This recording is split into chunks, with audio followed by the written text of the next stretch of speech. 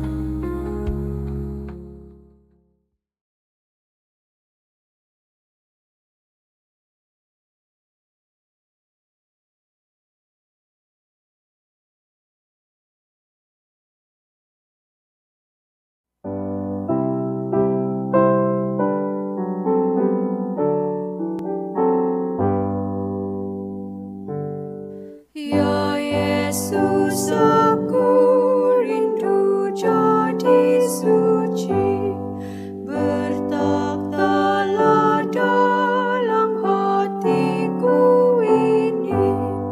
Hapuskanlah Tuhan segala dosaku, sucikan aku putih seperti salji, putih bersih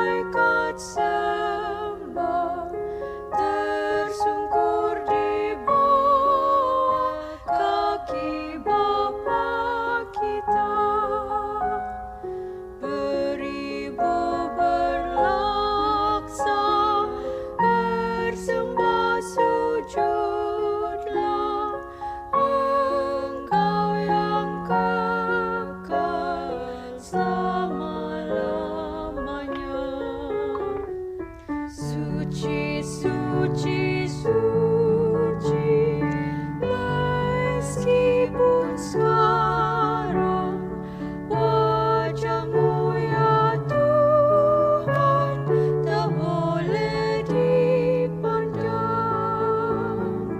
Hanya Engkau saja, lain tiada lagi, yang Maha Kuasa, kasih dan suci.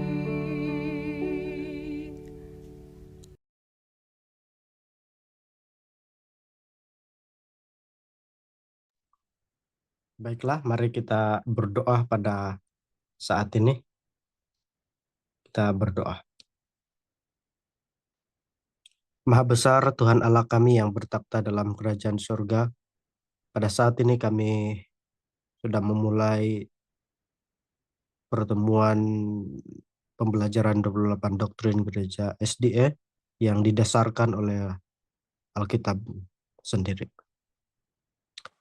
Sebelum itu kami mohon keampunan dan pengudusan, sama seperti lagu yang baru saja kami nyanyikan, kami rindu untuk menjadi suci. Sementara mengikuti pembelajaran ini, kiranya Tuhan memberkati setiap satu yang mendengarkan, sehingga pelajaran ini dapat dipahami dan masuk di dalam hati masing-masing, sehingga setiap yang mendengarkan bertumbuh dalam pengetahuan Alkitab mereka dan bertumbuh dalam kerohanian mereka. Terlebih dikuatkan untuk tetap percaya kepada Tuhan pencipta alam semesta. Terima kasih bersama-sama dengan kami sepanjang pertemuan ini. Kami sudah berdoa dalam nama Yesus Kristus. Amin. Baiklah, Shalom, selamat Shalom kepada semua yang sudah bergabung pada hari ini, di mana sejak platform kamu berada.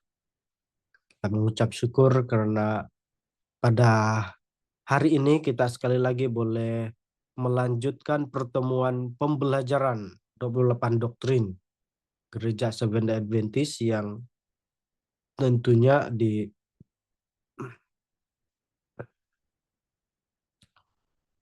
didasarkan oleh Alkitab sendiri. Bukan bersumberkan ide daripada gereja SDA sendiri, tetapi semuanya adalah apa yang disebutkan dan dinyatakan dalam Alkitab sendiri. Jadi pada hari ini kita sudah berada dalam pertemuan yang kedua, di mana pertemuan yang pertama kita sudah belajar mengenai Alkitab. Kita sedikit sebanyak belajar bagaimana Alkitab itu dikategorikan, bagaimana Alkitab itu diberikan, diinspirasikan, dan Alkitab itu dari mana sumbernya, dan kita belajar bahwa Alkitab itu penting sekali untuk kita pelajari, dan dalam masa yang sama juga kita harus belajar dengan benar Alkitab ini, supaya jangan sampai Alkitab ini menjadi kutuk bagi kita, tetapi menjadi berkat bagi kita, seperti mana tujuan Alkitab itu sendiri dituliskan, yaitu memberikan tuntunan, memberikan kesadaran, pertobatan, dan seterusnya. Nah, pada hari ini kita akan lanjutkan dengan topik yang baru.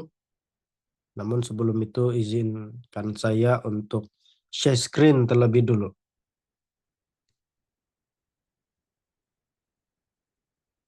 Oke, jadi pada hari ini pertemuan kita adalah dalam bab yang kedua mengenai kealahan.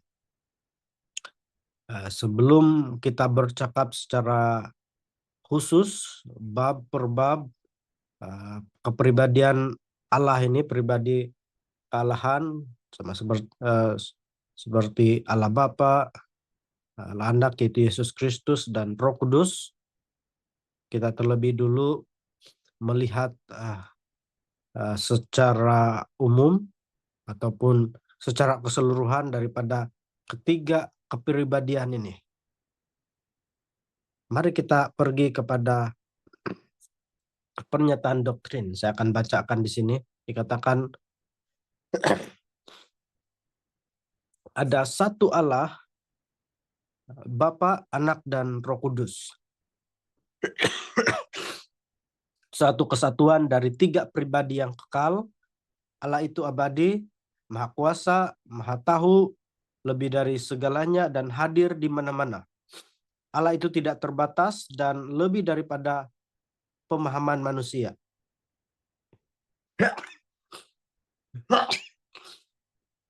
Maaf.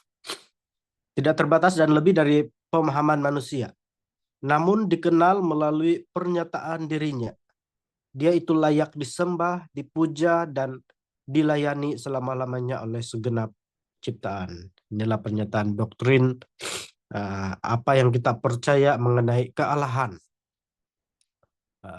Supaya lebih mudah, kesimpulan daripada pernyataan doktrin ini ataupun keyakinan kita mengenai kealahan adalah pertama, hanya ada satu dalam kurungan Esa. Hanya ada satu Allah yang terdiri daripada tiga pribadi, yaitu Bapa, Anak, dan Roh Kudus. Dan Allah yang satu itu memiliki tiga kepribadian, yaitu co-eternal, co-equal, dan co-exist. Yang bermaksud sama-sama kekal, sederajat, dan sama-sama ada. Jadi tiga kepribadian kealahan ini memiliki tiga kepribadian ini. Sama-sama memiliki kepribadian ini. Sementara itu Allah yang satu dalam kurungan Esa ini adalah Allah yang omnipoten, omnipresence, dan omniscience. Bermaksud maha kuasa, maha hadir, dan maha tahu. Allah yang satu itu layak disembah karena ia adalah pencipta segala sesuatu. Dan kita dapat mengenal Allah melalui apa yang ia telah ciptakan, melalui firman-Nya yaitu Alkitab, dan melalui Yesus Kristus. Mari kita pergi kepada bahagian yang pertama, yaitu pemahaman mengenai Allah adalah Esa. Apa maksudnya Allah adalah Esa? Pertama-tama mari kita melihat dalam rujukan yang ada. Sekali lagi saya ingin mengulang bahwa dalam pertemuan kali ini dan akan datang hanya ayat-ayat Alkitab yang perlu dibacakan saja akan dibacakan, sementara yang lain tidak akan dibacakan, memandangkan terlalu banyak ataupun banyak sekali ayat Alkitab yang dipaparkan sehingga kalau dibacakan semuanya maka tidak akan cukup waktu. Jadi kalau ada kekeliruan, kalau perlu rujukan tambahan, maka kamu sendirilah yang akan melakukan rujukan ataupun pembacaan melalui ayat-ayat Alkitab yang sudah disebutkan. Oke. Dalam Alkitab mengatakan dalam ayat-ayat ini bahwa tidak ada yang lain kecuali Tuhan Allah. Bermaksud tidak ada Allah lain yang wujud selain daripada Tuhan Allah yang dinyatakan dalam Alkitab. Sementara itu dalam Ulangan 6 ayat 4 mengatakan Tuhan itu Esa. Satu maksudnya ya. Esa maksudnya satu. Jadi Tuhan itu satu saja. Apa maksudnya satu? Kita akan satu persatu secara perlahan-lahan kita coba akan pahami. Dalam Yesaya 45 ayat 5, Akulah Tuhan dan Allah, tidak ada yang lain. Zakaria 14 ayat 9, Tuhan adalah satu-satunya. Markus 12 ayat 29, Tuhan itu Esa. Yohanes 17 ayat 3, Allah adalah satu-satunya yang benar. 1 Korintus 8 ayat 4 sampai 6, satu Allah yaitu Bapa dan satu Tuhan yaitu Yesus Kristus. Efesus 4 ayat 4 sampai 6, satu roh, satu Tuhan dan satu Allah. 1 Timotius 1 ayat 17. Allah itu Esa. 1 Timotius 2 ayat 5. Allah itu Esa dan Esa pula pengantara kita. Apa maksudnya? Dikatakan di dalam ayat-ayat sebelumnya mengatakan bahwa Allah itu Esa ataupun satu. Sementara dalam ayat-ayat seterusnya menyebutkan satu Allah, ada Bapa dan ada Yesus Kristus, ada juga disebutkan Roh. Bagaimana kita memahami? Mari kita secara perlahan-lahan pelajari ini. Alkitab dengan jelas menyatakan bahwa Allah itu Esa atau satu. Dan tidak ada yang lain selain Dia yang telah menciptakan langit dan bumi. Tidak ada Allah lain selain daripada Allah yang diperkenalkan oleh Alkitab. Allah di dalam perjanjian lama dan di dalam perjanjian baru adalah Allah yang satu dan sama. Demikian juga halnya dengan Tuhan dan Roh. Jadi seperti mana disebutkan bahwa dalam perjanjian lama Allah itu satu, Esa, di dalam perjanjian baru juga Allah yang sama, Esa, satu. Dan di zaman kita hidup sekarang ini masih Allah yang sama yang menguasai alam semesta. Nah, mari kita pelajari apa maksud kata Esa ataupun kita pahami sebagai satu di sini.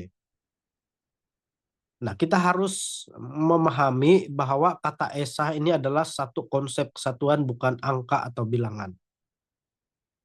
Ini membuat kita lebih paham mengenai doktrin kealahan. Tiga tapi satu. Tiga kepribadian ataupun dalam bahasa Inggris mengatakan three person.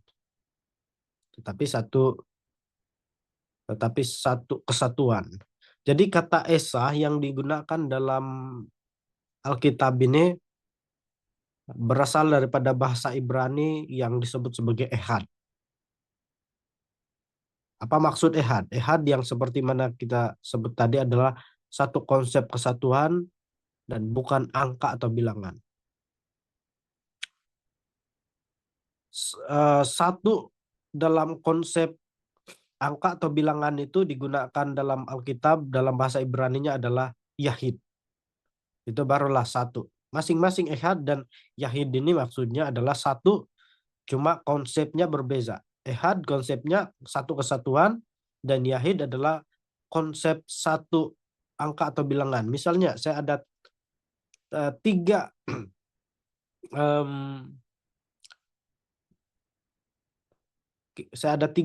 jenis minuman, satu air mineral, satu mungkin air Milo, kemudian satu lagi mungkin air Coca-Cola.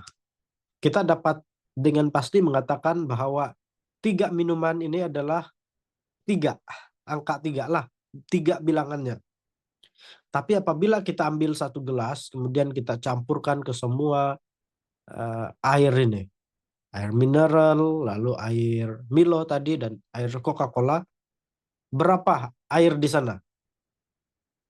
Kita tidak akan katakan tiga, tetapi satu, sebab sudah bersatu menjadi satu minuman. Jadi konsep mengenai Ehad dan Yahid ini kita boleh pahami seperti itu. Yahid adalah tiga botol tadi, tiga air tadi yang terpisah. Sementara Ehad itu adalah tiga cecair yang menjadi satu. Itulah kesatuan. Jadi kita dapat pahami bahwa kata Ehad ini tidak bercakap mengenai angka atau bilangan satu Allah dalam konsep bilangan tadi, tapi satu kesatuan. Sebagai kesimpulan awal, kita boleh katakan bahwa Allah itu terdiri daripada tiga pribadi. Ataupun Inggris, saya lebih suka bahasa Inggris, dia katakan three person, tiga pribadi. Mungkin lebih mudah kita boleh katakan tiga orang, tapi tidak juga boleh habis. Allah itu bukan orang. bukan manusia, tetapi Alkitab katakan roh. Jadi tiga kepribadian kealahan, tetapi disebutkan satu sebab satu tujuan, satu kesatuan. Ini sama dengan konsep perkawinan dalam Kejadian 2 ayat 24. Dalam Kejadian 22 ayat 24 ini, apabila Alkitab mengatakan laki-laki dan wanita menjadi satu, dia menggunakan kata ehad, bukan yakin,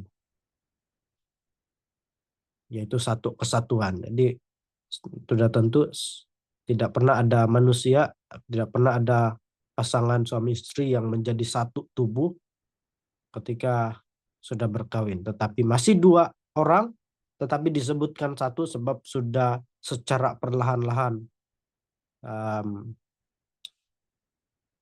menjadi satu kesatuan. Jadi itulah pemahaman kata esa.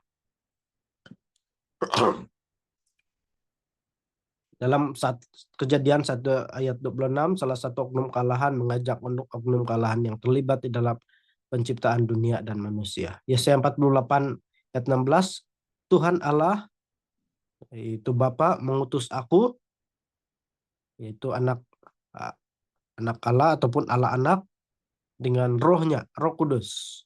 Yesaya 42 ayat 1, aku telah menaruh rohku ke atasnya, dikatakan oleh Bapa kepada Yesus Kristus ketika dia dibaptiskan, terlebih waktu dia dibaptiskan. Matius 3:13-17, Allah Bapa, Anak, dan Roh Kudus hadir bersama-sama di dalam baptisan Yesus Kristus. Allah Bapa adalah suara yang kedengaran dari langit. Yesus Kristus adalah Mesias yang dibaptiskan pada waktu itu, dan Roh Kudus hadir dalam bentuk merpati pada waktu itu kan. Matius 28 ayat 19. Baptiskan dalam nama Bapa, Anak, dan Roh Kudus. Ini adalah amanat daripada Yesus sendiri untuk murid-murid, para rasul, dan kita pada saat ini membaptiskan orang di dalam nama Bapa, Anak, dan Roh Kudus. Dalam Lukas 1:35 kita juga melihat bahwa Roh Kudus turun ke atas Maria dan kuasa yang maha tinggi menaungi Maria dan anak Allah akan dilahirkan. Dinyatakan seperti itu dalam Lukas 1:35. Yohanes 1 ayat 1-3 dikatakan Bapa dan Anak adalah dua pribadi yang terpisah satu dengan yang lain, namun keduanya adalah oknum kealahan. Ada oknum atau pribadi yang disebut firman, ada oknum yang disebut Allah, dan keduanya tinggal bersama-sama, dan firman itu adalah Allah juga.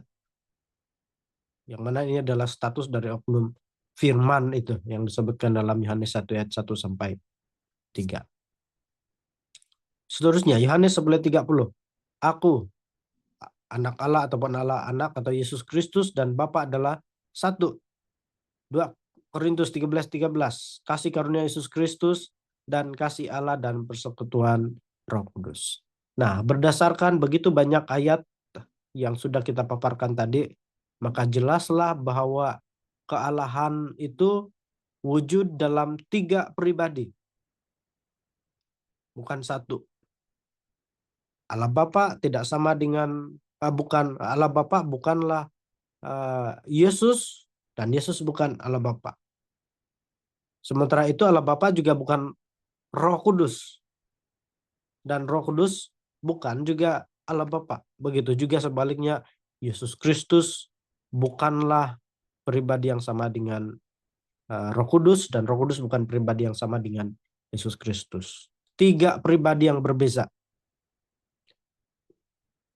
Dan melalui ayat yang kita baru baca sebentar tadi, Alkitab sendiri memaparkan bahwa memang kealahan itu ada tiga pribadi, three person, tiga oknum. Tetapi disebutkan Alkitab sebagai Allah yang esa, bermaksud satu kesatuan. Kealahan itu dalam wujud pribadi bukan satu tetapi tiga pribadi. Sedangkan dalam tujuan, pikiran, dan tabiat, oknum-oknum kealahan tetap satu. Jadi apa maksudnya Allah itu esa? Satu kesatuan. Kesatuan dalam apa? Kesatuan dalam tujuan, pikiran, tabiat, misi, ya. Keesaan ini tidak melenyapkan ciri-ciri khas Bapa, Anak, dan Roh Kudus. Adanya pribadi-pribadi yang terpisah ini dalam kealahan tidak menghancurkan pengharapan yang monoteistik yang terdapat dalam kitab suci bahwa Bapa, Anak, dan Roh Kudus satu adanya, Allah yang Esa. Jadi tidak melanggar, tidak bertentangan, bahkan menjelaskan lagi apa maksudnya Allah yang Esa itu, ataupun kata Esa tadi itu. Semoga ini dapat dipahami. Jadi kata yang lain yang kita boleh, istilah yang lain yang digunakan untuk menjelaskan konsep tiga kepribadian kealahan ini, ataupun tiga kepribadian dalam konsep Allah yang Esa ini, konsep ini kita sebut sebagai Trinity ataupun Tritunggal. Ada beberapa orang yang menolak untuk meyakini bahwa untuk meyakini Trinity ataupun Tritunggal ini. Apa yang kita boleh respon adalah kamu boleh saja menolak istilah Trinity ataupun Tritunggal yang digunakan untuk menyebutkan konsep ini. Kita boleh saja menolak, kamu boleh saja menolak istilah Tritunggal, Trinity, kamu boleh saja menolak untuk menggunakan istilah ini. Tetapi konsep mengenai tiga kepribadian kealahan ini tidak kita dapat tolak. Kenapa? Karena Alkitab sendiri yang menyatakan kepada kita mengenai konsep tiga kepribadian kealahan ini. Bukan satu pribadi, tapi tiga pribadi. Mari kita lanjutkan. Bahagian yang seterusnya, kegiatan Allah. Apakah kegiatan Allah ini? Pertama, sudah tentu menciptakan. Saya percaya penciptaan Tuhan ini tidak terbatas di dalam Kejadian 1 ayat 1 saja. Penciptaan alam semesta saja. Tetapi saya percaya Dia menciptakan banyak hal-hal yang baru dari dulu sampai sekarang. Itu tidak mustahil. Tapi yang dikatakan bahwa kegiatan Allah ini salah satunya adalah Dia menciptakan. Apa yang diciptakan? Salah satunya adalah seluruh alam semesta, planet-planet yang ada, bintang-bintang yang ada, dan kehidupan yang ada di masing-masing planet, terutama di bumi yang kita tinggal ini. Ibrani 1:3, kegiatan Allah yang seterusnya adalah menopang dunia. Ulangan 5 ayat 6, menjadi penebus dan juru selamat, yang adalah tugas Yesus sendiri. Ulangan 15 ayat 16, mengampuni. 1 Timotius 1 ayat 17, sebagai raja. Maka dengan memiliki kegiatan, maka kita boleh simpulkan bahwa oknum-oknum ataupun kepribadian kealahan itu adalah Allah yang memiliki pribadi. Seterusnya, seterusnya sifat-sifat Allah. Bagaimanakah sifat-sifat Allah itu? Yohanes 5 ayat 26 mengatakan Allah ada sendirinya. Allah tidak diciptakan. Tiada yang menciptakan Allah. Dan kewujudan Allah itu adalah menjadi misteri bagi kita manusia yang terbatas pikiran kita dan tidak memahami semua hal. Ada pertanyaan populer dari dulu sampai sekarang mengatakan, siapakah yang menciptakan Allah? Bagaimana kita mau menanggapi ataupun merespon pertanyaan ini? Mungkin saya boleh respon, tanggapi dengan begini.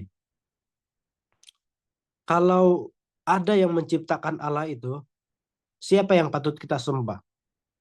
Allah yang diciptakan ataupun yang menciptakan Allah? Sudah tentu kita akan katakan yang patut kita sembah itu adalah yang menciptakan Allah. Kemudian jika begitu, ada lagi pertanyaan seterusnya. Yang menciptakan Allah itu, siapa yang menciptakan dia? Kemudian dijawab lagi, oh ini yang menciptakan. Kemudian muncul lagi pertanyaan, yang menciptakan yang menciptakan pencipta Allah ini siapa? Dan kita dapat pastikan bahwa pertanyaan ini tidak akan habis. Jadi oleh karena Allah itu wujud sendiri yang terbatas pikiran kita untuk memahami, maka dialah yang kita harus sembah. Ya, Yohanes 5 ayat 26 sekali lagi mengatakan Allah ada dengan sendirinya, bukan diciptakan. Efesus 1 ayat 5. Ia bersifat bebas dalam keputusan dan kuasa. Sebab dia Allah kan. Ayub 37 ayat 16. Maha tahu. Dia tahu segala sesuatu. Dia bukan sejak tahu banyak hal, semua hal, tetapi dia juga tahu apa yang terjadi sebelum ini ataupun pada masa akan datang. Dia mengetahui apa yang terjadi di masa lalu dan dia juga mengetahui apa yang terjadi di masa depan. Wahyu 1 ayat 8. Ia adalah yang awal dan yang akhir. Yang disebutkan juga Alfa dan Omega. Alfa ini adalah huruf pertama dalam bahasa Yunani dan Omega ini adalah huruf yang terakhir dalam abjad Yunani. Apa maksudnya yang awal dan yang akhir? Sudah tentu yang awal ini sudah dijawab dalam 5 ayat 26, Yohanes 5 ayat 26 bahwa Allah ada dengan sendirinya. Bilakah titik awal itu pewujudan adalah itu yang kita tidak dapat pahami, sebab sekali lagi otak kita, pikiran kita tidak dapat memahami mengenai hal ini. Sementara yang akhir, apakah bermaksud yang akhir ini bermaksud ada titik akhir Tuhan? Meskipun disebutkan yang akhir ataupun yang omega dikatakan tadi, ini tidak bermaksud bahwa ada titik akhir bagi kealahan ini. Kita akan perhatikan nanti. Ibrani 4:13. Dia hadir di mana-mana. Maha hadir. Dia boleh hadir di tempat ini, kemudian di tempat ini, di tempat ini, di tempat ini, dalam masa yang singkat. Nah, mungkin sekarang dia berada di sini, berapa menit kemudian Allah sudah berada di New York ataupun di tempat yang lain.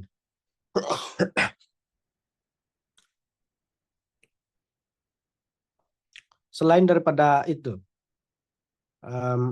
Maha hadir ini juga membawa maksud bahwa Allah boleh hadir di mana-mana saja dalam satu masa. Kan Maha hadir.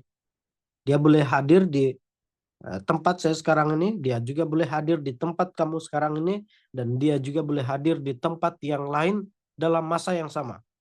Inilah maksudnya Maha hadir. Dia hadir di mana-mana. Mazmur 90 ayat 2 menjawab pertanyaan kita tadi mengenai yang awal dan yang akhir. Bahwa Tuhan itu kekal. Infinity. Tidak ada ujungnya. Tidak ada titik akhirnya. Sementara Roma 5 ayat 8. Allah itu kasih. Tapi kita harus ingat juga, walaupun dia kasih dan sabar, seperti yang dinyatakan dalam 2 Petrus 3 ayat 15, Tuhan itu adil juga. Jangan kita bilang, oh Tuhan itu maha mengampuni, Tuhan itu maha kasih. Lalu kita bilang, oh hari ini saya berdosa, malam ini saya memohon pengampunan, besok lagi berdosa, mohon keampunan lagi, begitu-begitu terus. Sampai akhir hidup. Dan kita ingat yang Tuhan itu kasih saja. Jangan kita ingat bahwa Tuhan itu maha ampun saja, sabar saja. Tetapi mari kita juga mengingat bahwa Tuhan itu adil, maha adil juga. Saya harap saya punya suara tetap kedengaran sebab ada kadang-kadang masalah di sini Zoom saya. Oke, jadi maha adil. kita sudah berada di kesimpulan. Jadi berdasarkan pembelajaran kita pada hari ini, Allah yang kita sembah adalah Allah yang satu yang menciptakan langit dan bumi, dan Allah yang Esa itu memiliki kepribadian. Allah yang Esa itu terdiri daripada 3 pribadi yang berbeza, tetapi satu di dalam tujuan, rencana, pikiran, dan maksud-maksud mereka atas seluruh ciptaannya. Kali lagi, kata Esa itu bukanlah konsep angka atau bilangan, tetapi konsep kesatuan. Di Allah yang Esa adalah Allah yang satu yang terdiri daripada 3 kepribadian kealahan, yaitu Allah Bapa, Yesus Kristus, dan Roh Kudus. Dan mereka masing-masing mempunyai fungsi dan tugas masing-masing di dalam proses penciptaan, dalam penebusan, dan di dalam menolong manusia yang berdosa ini. Kita lihat Allah Bapa sebagai perancana ataupun engineer, kita boleh katakan begitu. Dan Allah Anak sebagai pelaksana, dan Roh Kudus sebagai penolong. Kita lihat penciptaan, Allah berfirman, katakan. Di dalam perjanjian baru juga menambahkan bahwa Roh Kudus adalah penolong yang terakhir. Kenapa? Kenapa Roh Kudus disebut sebagai penolong yang terakhir? Sebab Allah Bapa sudah bekerja di perjanjian lama, Allah Anak sudah bekerja di dalam perjanjian baru melalui penebusan dan reinkarnasi, dan Roh Kudus bekerja pada akhir zaman ini sebagai penolong yang terakhir. Kenapa disebut penolong yang terakhir? Sebab tidak ada penolong yang lain lagi. Tidak ada Allah lain lagi yang boleh bantu. Jadi kalau Allah Bapa sudah ditolak, Allah Anak juga kita tolak, dan Roh Kudus kita tolak juga, bermaksud tidak ada lagi penolong yang lain bagi kita, dan tidak ada harapan lagi yang kedua untuk kita, ataupun peluang yang kedua untuk kita. Oknum kealahan tetap saja menjadi misteri yang besar bagi makhluk-makhluk yang Ia ciptakan, termasuk manusia. Alkitab menyatakan bahwa apa yang dinyatakan kepada manusia tentang Allah adalah menjadi bagian manusia untuk dipelajari dan dimengerti. Sedang yang tidak dinyatakan, biarlah itu tetap menjadi satu misteri bagi kita sampai nanti kita akan bertemu langsung dengan semua oknum kealahan di sorga kelak. Jadi apa yang kita pelajari pada hari ini tidaklah lengkap. Maksudnya tidak menjawab keseluruhan pertanyaan mengenai kealahan. Meskipun Alkitab memaparkan semua jawaban dan pemahaman penjelasan mengenai kealahan itu, belum tentu kita memahami maksud semuanya. Pikiran kita tidak mampu memproses ataupun memahami perkara-perkara mengenai kealahan. Jadi biarlah yang menjadi bahagian kita yang sudah dinyatakan oleh Alkitab, itulah kita imani, dan yang di luar daripada penjelasan Alkitab yang tidak dinyatakan kepada kita, yaitu yang di luar daripada kemampuan pikiran kita untuk paham, biarlah itu tetap menjadi misteri, dan bila kita sampai di sorga, semua pertanyaan itu boleh kita tanyakan kepada Tuhan. Itu pun kalau kita mampu memahami sebenarnya. Dan sudah tentu dengan pikiran yang didesain ini, yang Allah desain pikiran kita dengan keterbatasan, apalagi setelah berdosa, pasti kita tidak akan memahami sepenuhnya semua hal.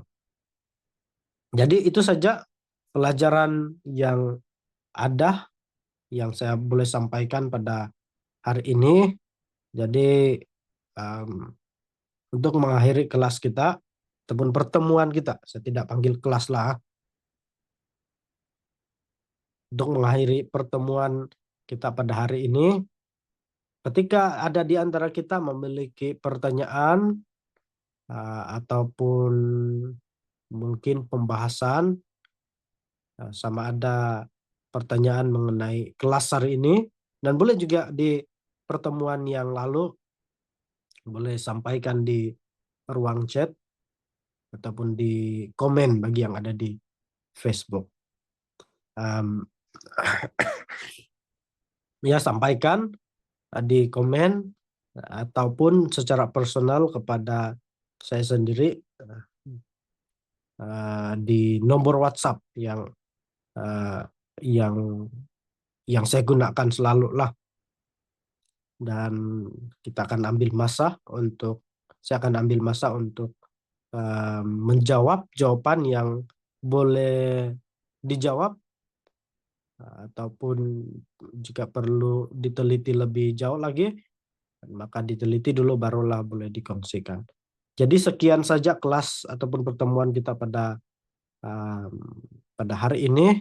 Jangan lupa untuk memberikan respon pertanyaan-pertanyaan di platform yang kamu ada pada saat ini. Oleh itu, mari kita tunduk kepala dan kita berdoa. Tuhan di sorga, pada saat ini kami sudah selesai pertemuan pembelajaran 28 doktrin Gereja Sebenarnya Adventist yang didasarkan oleh Alkitab sendiri. Kami memohon kuasa Roh Kudus yang melengkapkan pelajaran ini, sehingga kami benar-benar memahami maksud pelajaran ini. Meskipun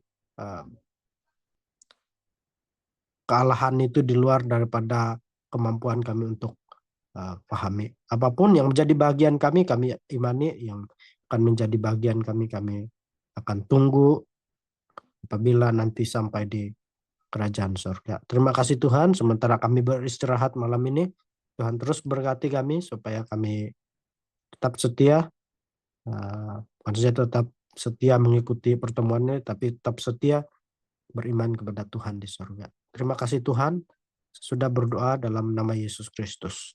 Amin. Tuhan memberkati kita semua. Kita bertemu dalam pertemuan akan datang. Tuhan memberkati. Recording stopped.